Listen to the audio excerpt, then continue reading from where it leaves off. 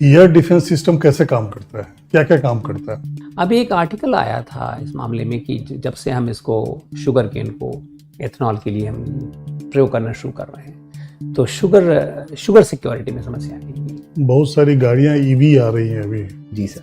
लेकिन वो सक्सेसफुल नहीं हो पा रहे जी सर। इंडिया में, क्यों? यूक्रेन और रशिया के बीच में इस्तांबुल में जाके टॉक्स हुए तो उसमें मिस्टर पुतिन नहीं आए, अटेंड नहीं किया। जी सर। तो उसका क्या इम्पैक्ट होगा? फ्यूचर में कौन सा फ्यूल ज्यादा कमर्शियली वायबल होगा इंडिया में?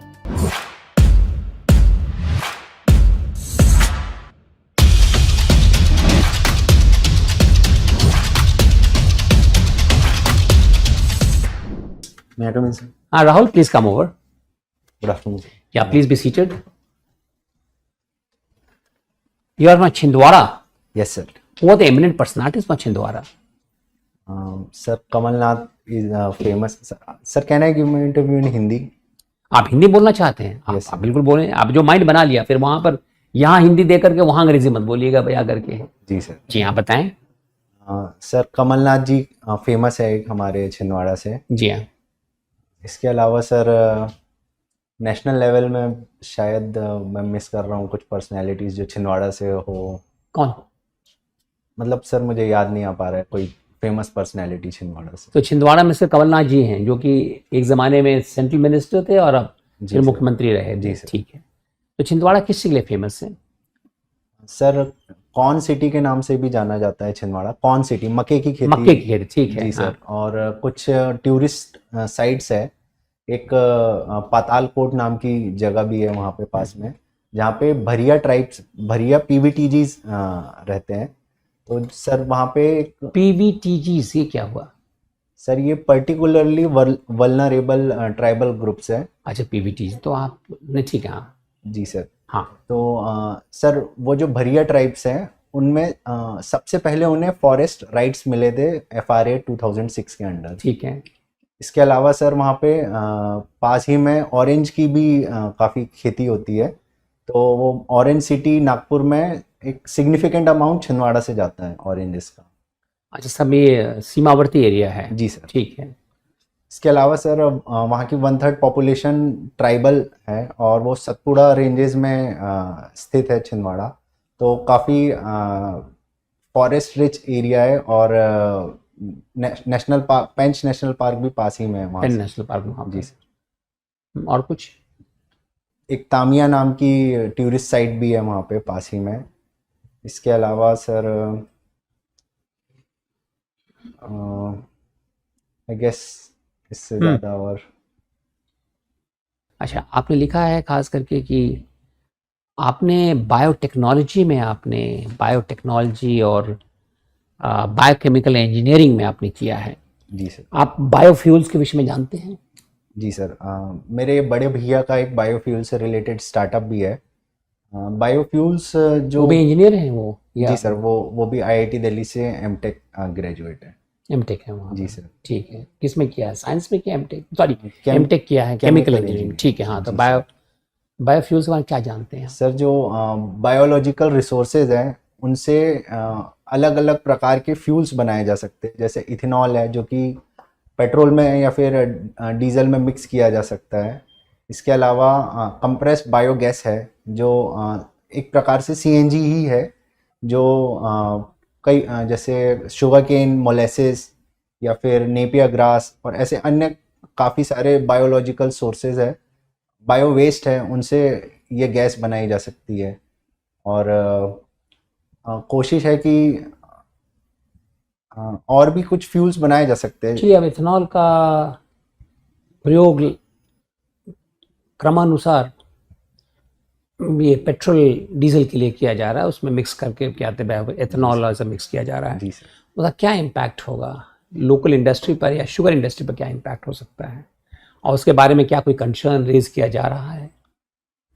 सर इथेनॉल किस जनरेशन टेक्नोलॉजी के साथ बनाया जा रहा है उसमें काफ़ी चीज़ें डिपेंड करती है। अगर सीरियल्स और फूड सोर्सेज से इथेनॉल बन रहा है तो उसका एग्रीकल्चर में और फूड सिक्योरिटी में इम्पैक्ट होगा। मगर वेस्ट जैसे कि शुगर वेस्ट से बन रहा है इथेनॉल, तो शुगर फैक्ट्रीज को भी अपने प्रॉफिट मार्जिन बढ़ाने का वो मिलेगा, मतलब वो फ़ायदा उनका बढ़ेगा, और फूड सिक्योरिटी भी इंश्योर की, मतलब उसमें कोई आपदा नहीं आएगी। और अगर थर्ड जनरेशन जैसे एल्गाई और जो वेस्ट से अलावा और भी चीज़ें हैं, एल्गाई से अगर बना सकते हैं इथेनॉल, तो वो भी इकोनॉमी को सहायता करेगा और एनवायरनमेंट के लिए भी अच्छा होगा। आप न्यूज़पेपर पढ़ते हैं रोज? यस सर, मैं मोस्टली पढ़ता हूँ, कभी कभी मिस हो जाता कौन है। सा अखबार पढ़ते हैं? द हिंदू पढ़ता हूँ सर। ठीक है। अभी एक आर्टिकल आया था इस मामले में कि जब से हम इसको शुगर केन को एथेनॉल के लिए हम प्रयोग करना शुरू कर रहे हैं, तो शुगर सिक्योरिटी में समस्या आएगी। जी सर, वो फर्स्ट जनरेशन में इथेनॉल प्रोडक्शन होगा, इसीलिए जो शुगर केन है वो डाइवर्ट हो जा रहा है इथेनॉल बनाने में। इसीलिए सरकार ने अभी सेकंड जनरेशन में ध्यान देना, मतलब ज़्यादा फोकस कर रहा है सरकार, ताकि जो फूड वेस्ट है, जो मोलेसिस और अन्य जो वेस्ट निकल रहे हैं, उससे इथेनॉल बनाया जाए, ना कि डायरेक्ट शुगर केन से। Right, thank you sir. Okay Rahul,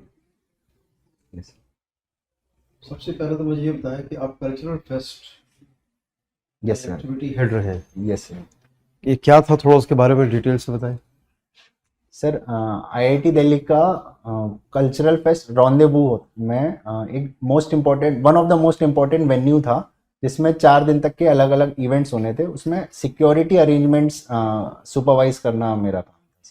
तो ये कितने दिन तक चला? ये 4 दिन का इवेंट था सर। वहाँ पे मल्टीपल इसमें आपको क्या चैलेंजेस फेस करने में आए?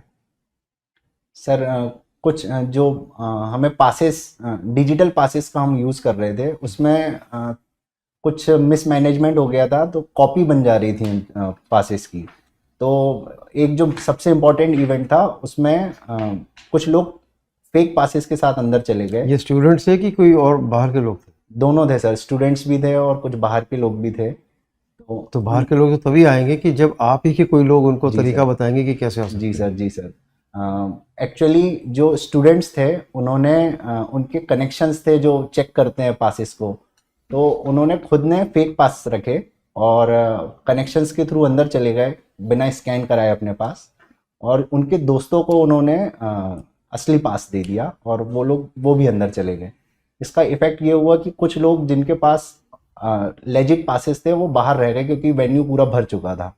तो उन्हें समझाना काफ़ी कठिन काम हो गया था, और मेरे जो सीनियर्स थे वो सारे इवेंट में थे, और मैं और मेरे कुछ दोस्त ही अकेले बाहर थे। ये कौन से ईयर की बात है? First year, second year? किसमें? मैं सेकंड ईयर में। सेकंड ईयर में थे। अच्छा, ओके। कभी सोचा होगा आपने कोई आपकी वीकनेस होगी उसके बारे में? नोबडी इज परफेक्ट, कुछ तो होगा जी ऐसा सर। जो आप सोचते हैं कि इसको मुझे इम्प्रूव करना है। जी सर। ऐसी क्या चीज़ है वो? सर, मैं अगर इम्पेशेंट हो जाता हूँ, अगर चीज़ें इफ़िशियंसी से नहीं होती है, अगर सर जैसे मैं अभी अपने भैया के साथ स्टार्टअप में भी थोड़ा उनकी सहायता कर रहा था, तो कभी डिले हो रहे हैं, ये सब रियल लाइफ में इश्यूज होते ही है, मैं इम्पेशेंट हो जाता हूँ। सेकंड थिंग इज़ डेलीगेशन और हेल्प मांगने में भी मैं थोड़ा झिझकता हूँ। मैं कोशिश करता हूँ कि ज़्यादातर काम मैं खुद से ही कर लूँ, मगर ये दोनों चीज़ भी बहुत इम्पोर्टेंट है अगर आप किसी भी पब्लिक लाइफ में। हेल्प मांगने का मतलब इसमें हेजिटेशन होती है आपको? फॉर एग्जांपल, मेरे पास अगर आज टाई नहीं होती और मैं किसी और कैंडिडेट से टाई मांग लेता कि आप आपकी टाई दे सकते हैं क्या इंटरव्यू के लिए, मैं जनरली सोचता हूँ कि क्यों ही किसी को परेशान करना, और शायद मैं बिना टाई के भी काम चला सकता हूँ आज। मैं इसलिए थोड़ा हेल्प झिझकता तो हूँ। जीवन में उसके बगैर काम ही नहीं चल सकता। जी सर। कोई ऐसा इंसान नहीं है, हाउस होल्ड नहीं है, ऑर्गेनाइजेशन नहीं है जो दूसरे से हेल्प ना लेता हो। हेल्प ना लेना, सबसे पहला तो ये एक निशानी होती है कि कहीं ईगो है। ईगो का इशू नहीं है शायद। ईगो ही होता है तो आदमी दूसरे से हेल्प नहीं लेना चाहता, और जबकि हेल्प सबको लगती है। बिल्कुल सर, हेल्प के बिना तो सोसाइटी में काम करना। आप अभी आए होंगे तो किसी ऑटो से या किसी कैब से या किसी मेट्रो से आए होंगे, तो आपने हेल्प नहीं ली क्या उस ऑटो वाले की या कैब वाले की? जी सर। आपने कपड़े प्रेस करके पहने हुए, तो किसी प्रेस वाले ने प्रेस की होगी, हेल्प ली है। जी सर। तो हेल्प लेना ये मतलब थोड़ी है कि आप बिना पैसे के बोलेंगे उसको हेल्प है और बाकी हेल्प नहीं है। Help mean help. और ये कहीं ना कहीं हेजिटेशन खुद को अंदर को रोकती है कि साहब मैं मांगूंगा तो लोग क्या बोलेंगे। कोई दिक्कत नहीं है, मांगिए। कंट्रीज भी मांगती हैं, बड़े बड़े बिजनेसमैन वो लोन मांगते तो हेल्प नहीं है। जी सर, तो आज से कटना है कि हेल्प कि मैं कैसे ना मांगूं। बिल्कुल। अच्छा एनीवे, तो स्ट्रैटेजी क्या है आपकी इम्प्रूव करने की कि साहब मैं जो आपने वीकनेस बताई है आपकी उसको कैसे आप इम्प्रूव करेंगे डेलीगेशन को? सर डेलीगेशन, पहले तो सर टीममेट्स और साथ में जो अपने सुपीरियर या इन्फीरियर जो भी है उनके वीकनेस स्ट्रेंथ समझ के और थोड़ा अच्छे रिलेशनशिप एस्टेब्लिश करके उनसे वो भी एक काइंड ऑफ हेल्प ही है। अगर डेलीगेशन भी, डेलीगेशन इज ड्यूटी। आप कल को कमांडेंट बनेंगे, आपको भी 8 बजे से लेकर 2 बजे तक ऑफिस होगा या 8 से लेकर 5 बजे तक ऑफिस होगा। जी सर, असिस्टेंट कमांडेंट का भी 8 से 5 तक होगा, जो डीजी साहब होंगे उनका भी 8 से 5 तक का होगा। तो सबका काम तो नहीं कर सकते वो, हर एक आदमी अपना काम करता है, बाकी काम डेलीगेट होता है। तो डेलीगेट तो नेसेसिटी है और उसमें हेल्प मांगने की कोई बात ही नहीं है, ना कोई फ्रेंडली रिलेशन बनाने की बात है। जी सर। कॉर्पोरेट सेटिंग या फिर ऐसे ऑफिशियल सेटिंग में बिल्कुल ये हेल्प की बात नहीं है, ड्यूटी की बात है कि ये आप, तो ड्यूटी है और ये आपका एज ए लीडर फर्ज बनता है कि अपने जूनियर को ट्रेन करें ताकि वो काम बखूबी निभा सके आपके सुपरविजन में। जवाबदारी आपकी रहेगी। हाउ जी सर, इसमें इस क्षेत्र में बिल्कुल मुझे काम करने की ज़रूरत है, डेलीगेशन और हेल्प मांगने के क्षेत्र। एक अब पहले आपने और भी कुछ कहा था, एक उससे पहले भी आपने कही थी, डेलीगेशन था, हेल्प था, एक और था इम्पेशेंट होना। जी सर। तो इम्पेशेंट उसके लिए क्या कर रहे हो आप? सर अडेप्ट करना पड़ेगा थोड़ा, इस चीज़ से और आदत में आना पड़ेगा कि काम हमेशा अपने मर्जी के हिसाब से, सॉरी मर्जी नहीं, मतलब टाइमली चीज़ें ज़रूरी नहीं है कि हमेशा टाइमली हो, कभी कभी चीज़ें अटक जाती है सामने। रियलिटी समझनी होगी जी, आपको। रियलिटी समझ। चलिए आगे चलते हैं। अभी हाल ही में यूक्रेन और रशिया के बीच में इस्तांबुल टॉक्स हुए, इस्तांबुल में जाके टॉक्स हुए। जी सर।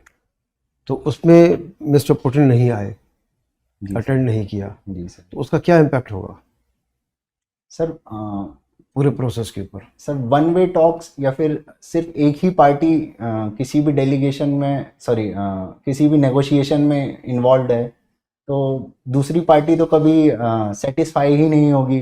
उनके जो कंसर्न्स है, ने उनको रिप्रेजेंट किया उनकी डेलीगेशन ने, ओके, रशिया के डेलीगेशन ने खुद नहीं आए लेकिन टीयर 2 डेलीगेशन आई है उनकी। ओके सर, फिर मगर फिर भी सर पुतिन सर के जो कुछ कंसर्न्स होंगे, अगर वो नेगोशिएशन में नहीं आ पाए, जैसे कुछ कॉम्प्रोमाइज, हर नेगोशिएशन में कुछ कॉम्प्रोमाइजेस तो होते ही है, वो कॉम्प्रोमाइजेस के साथ अगर पुतिन प्रेसिडेंट पुतिन अगर सेटिस्फाइड नहीं है तो वो उतना इफेक्टिव नहीं होगा। इसके अलावा सर इसका एक सिंबॉलिक जेस्चर भी है कि अगर सीनियर मोस्ट है वो कितने इन्वॉल्व है इसमें, वो एक सिंसियरिटी दिखाता है कि आप नेगोशिएशंस के लिए कितने सिंसियर हो। डिप्लोमेटिक वेट भी कम होता है। जी सर, और डिप्लोमेटिक क्या होगा और बताइए, एक दो मेरे को मुझे बताइए, कमिटमेंट का क्या सेंस लगता है आपको? जी सर, इसमें कमिटमेंट में भी कमी दिखती है कि जो रशिया है वो कितना ज़्यादा मतलब चाहता है कि सीज फायर हो या फिर कोई भी एक समाधान की तरफ पहुँचे। इसमें भी कुछ कमी दिख रही है क्योंकि थोड़ा सर कुछ इंटरनेशनल इश्यूज भी है, क्योंकि अमेरिका का भी इन्वॉल्वमेंट है, तो मे बी रशिया अमेरिका के साथ बैठ के यूक्रेन में नेगोशिएट नहीं करना चाह रहा होगा। तो ये सब कंसर्न्स भी दिखते हैं कि किसी चीज़ की नाराज़गी भी है शायद। ये तो खैर कंजेक्चर है कि नाराज़गी है कि नहीं है, जी उस लेवल पे तो नहीं कहा जा सकता ये सब। अच्छा चलिए आगे चलते हैं। आप एक मिशन पे गए जी सर। और आप कमांडर हैं जी सर। और वो मिशन फेल हो गया, जी सर। क्या करेंगे?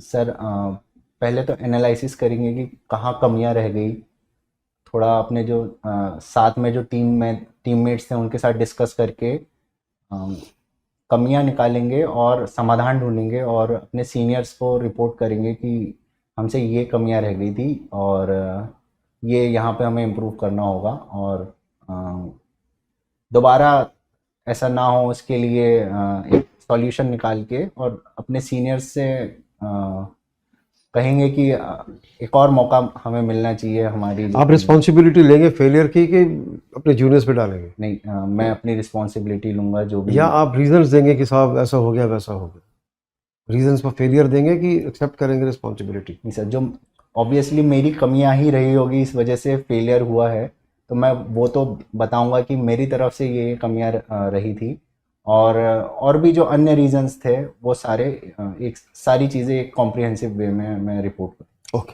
Thank you.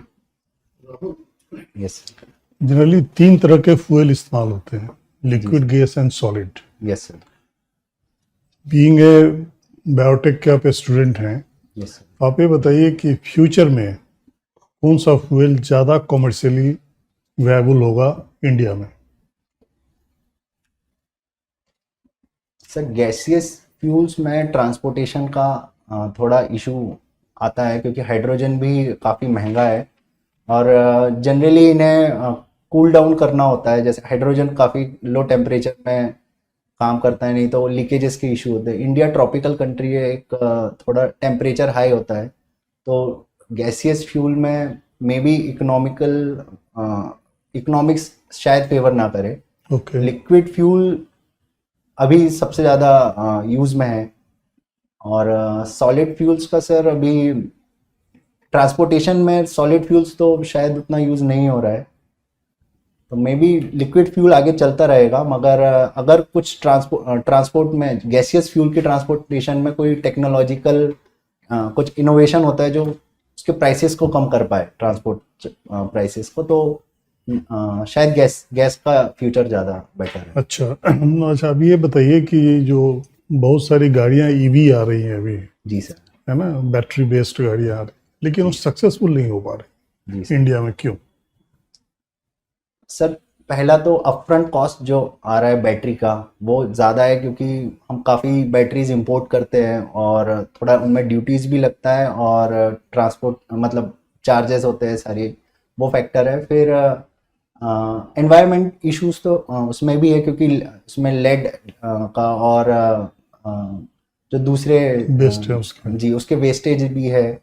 फिर इंफ्रास्ट्रक्चर की कमी है क्योंकि अगर चार्जिंग स्टेशंस आपको हर कुछ 50 किलोमीटर में नहीं मिल पा रहे हैं तो रेंज का इशू आ जाएगा, क्योंकि अगर आपको कोई लॉन्ग जर्नी में जाना है 400-500 किलोमीटर की, तो रिचार्जिंग प्रॉब्लम, रिचार्जिंग का अच्छा, इशू। एक चीज़ और बताइए, यूएवी का बहुत इस्तेमाल हुआ है अभी जो इंडो पाक कन्फ्लिक्ट हुआ है, इसमें ड्रोन का, यूएवी का काफ़ी इस्तेमाल। जी सर। तो पहले बताएं कि वो कितने तरह का होता है, उसकी इंडोरेंस के हिसाब से, उसके टेक ऑफ के हिसाब से कितने प्रकार के होते हैं? ऑफिशियली क्या टाइप्स है वो तो मैं अवेयर नहीं हूँ, मगर मैं बता सकता हूँ कि रेंज के हिसाब से भी कुछ होंगे। जो कुछ टेक ऑफ में जो जैसे एक हेलीकॉप्टर होता है वो एक अपनी जगह से बिना एक रनवे के टेक ऑफ कर लेता है, VTOL बोलते हैं उसको, sorry vertical take off. Yes sir, vertical take off and vertical landing, yes sir,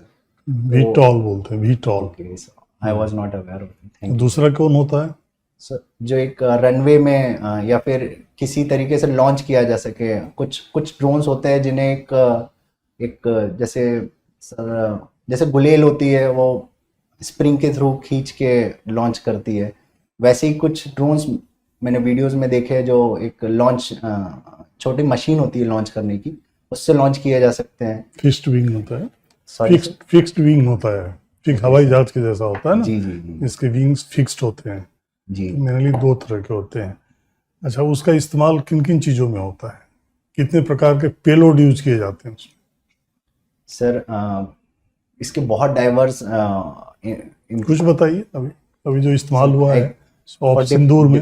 for defence purposes sir, suicide drones भी हो सकते हैं और मिसाइल लॉन्चिंग ड्रोन्स भी हो सकते हैं फिर सर्वेलेंस के लिए भी उनका उपयोग किया जा सकता है।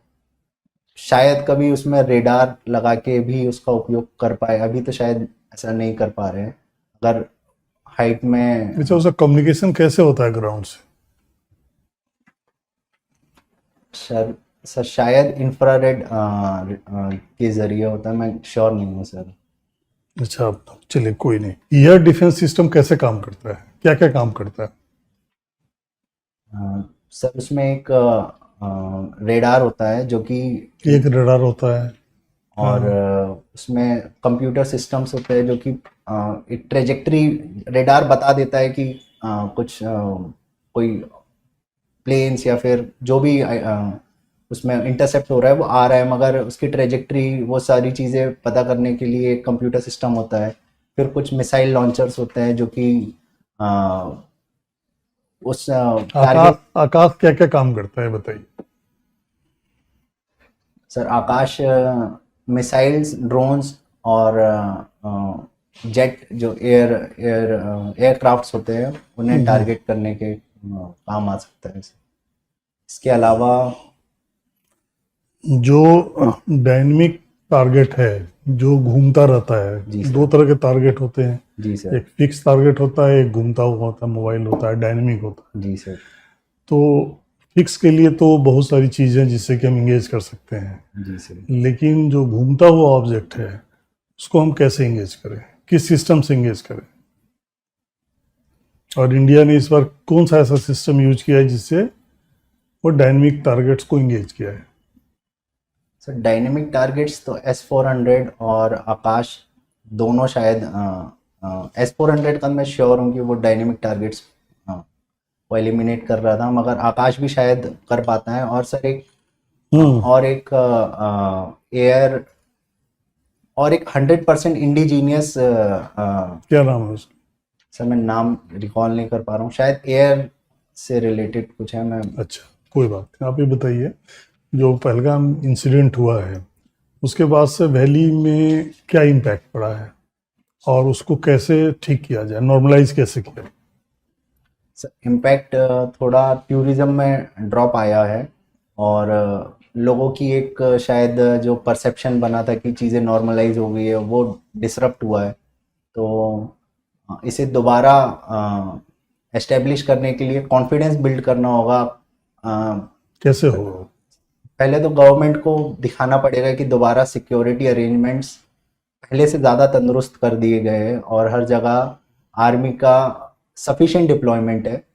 इसके अलावा लोगों को, वहाँ के जो लोकल जनता है उनको अपनी बातें रखनी होगी कि हमारा इतना इन्वॉल्वमेंट नहीं है, इतना क्या, हमारा कुछ इन्वॉल्वमेंट नहीं है, और ये जो अनऑफिशियल नॉन स्टेट एक्टर्स है जो वहाँ पे जो उन पे एलिगेशन लगाए जाते हैं वैसा इशू नहीं है, और वहाँ बड़े कोऑपरेटिव लोग हैं वहाँ के।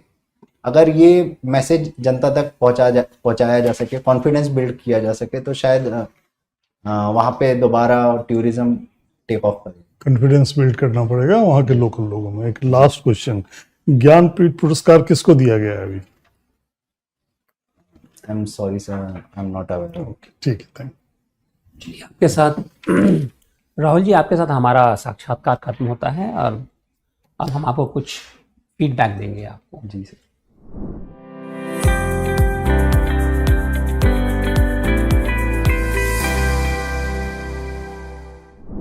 Okay, Rahul, firstly, you are well dressed. You have a good bearing, alert.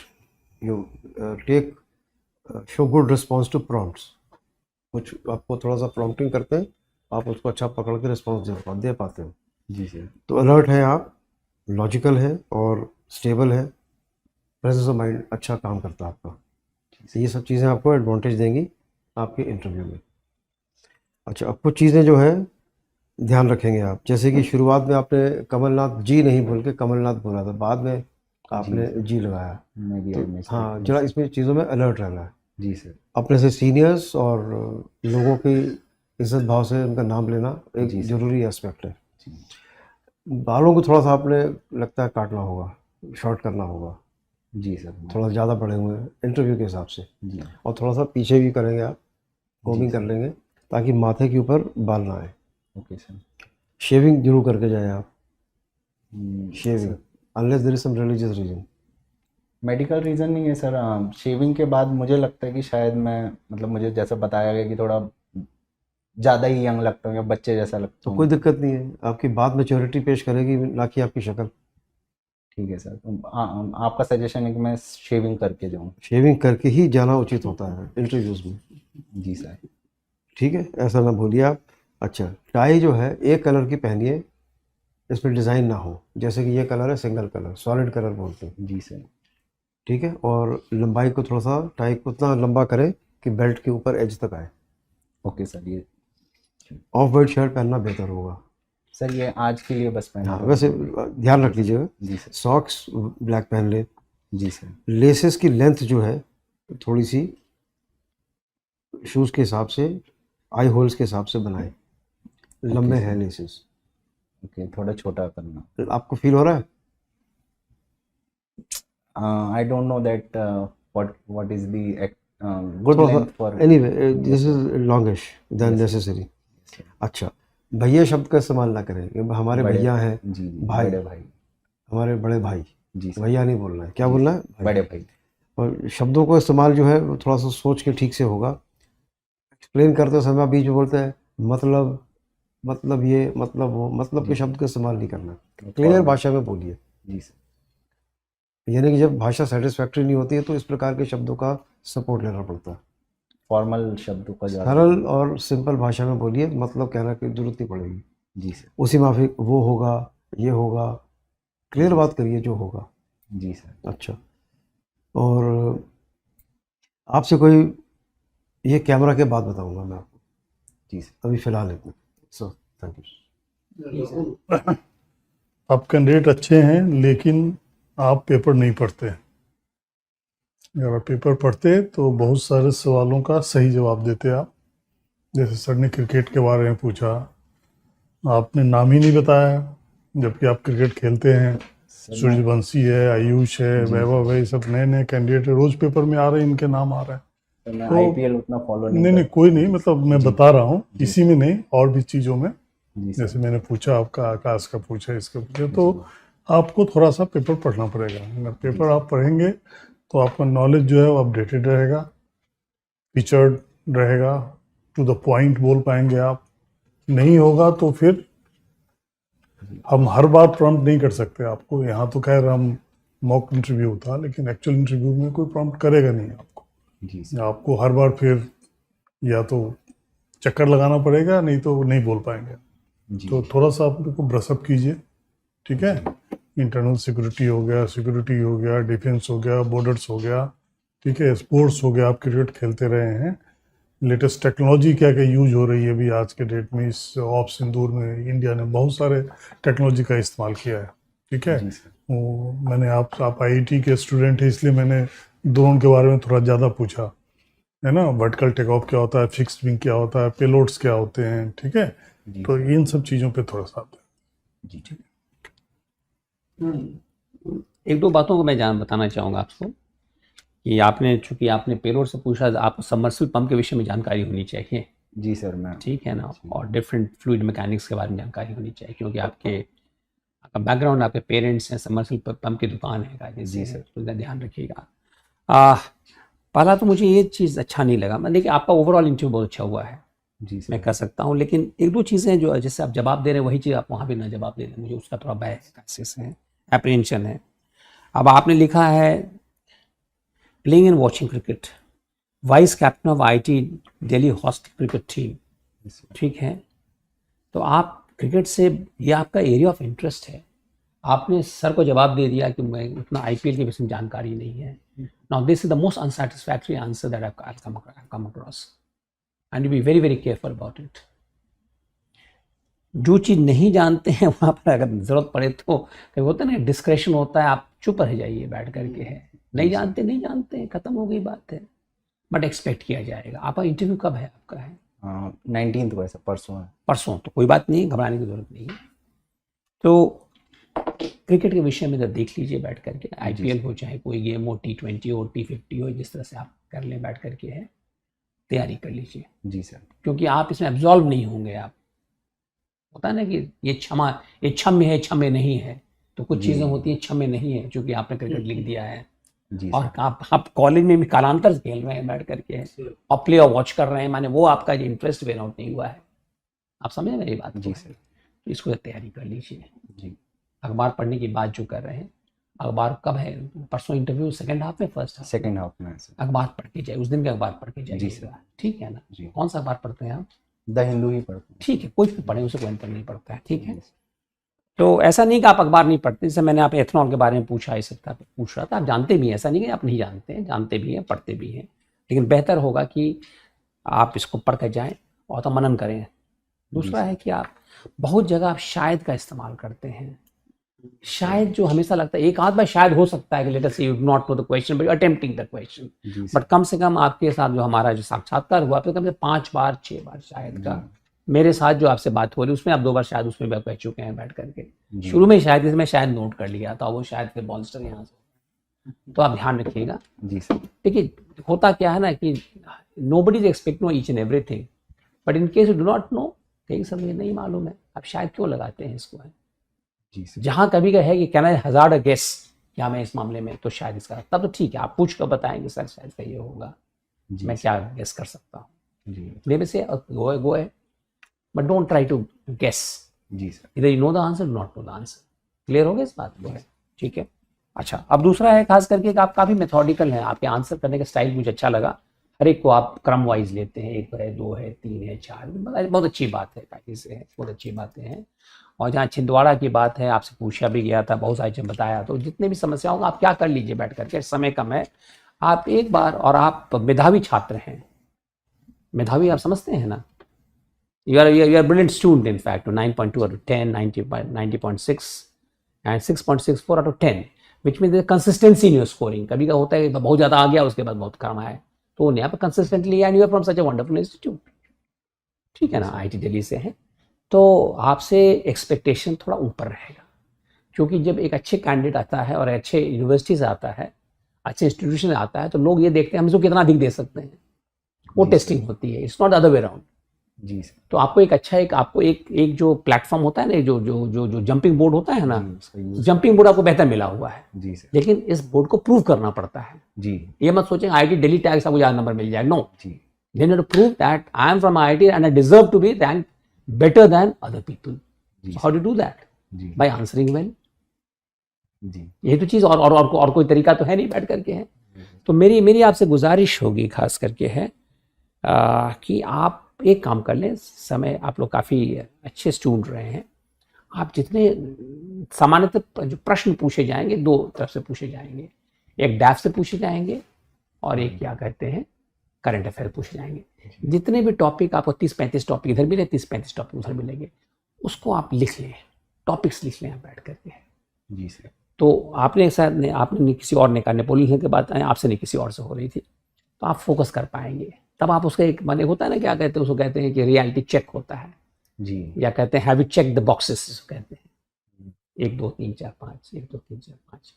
तो जितने टॉपिक्स आपका लगेगा नहीं साहब ये चीज़ हम नहीं जानते हैं, जी सर, जो आपके इनसे कंसर्न है। देखिए अल्टीमेटली क्या है कि कुछ भी पूछा जा सकता है।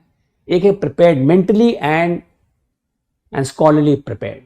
अब 2 दिन में कोई विशेष प्रिपरेशन नहीं हो सकता है, लेकिन मेंटल चेक में हो सकता है कि आपको मान लें आप छिंदवाड़ा में आपने अच्छा जवाब दिया, बहुत सारी चीज़ें बताई बैठ करके, आप ट्राइब के बारे में बताया, आप एक PVGL है कुछ कहा था, PVT जी, PVT, तो वो वर्ड हम नहीं जानेंगे। जी सर, इसमें मैंने पूछा कि भाई ये चीज़ क्या है, तो आपको फुली एक्सप्लेन करना पड़ेगा।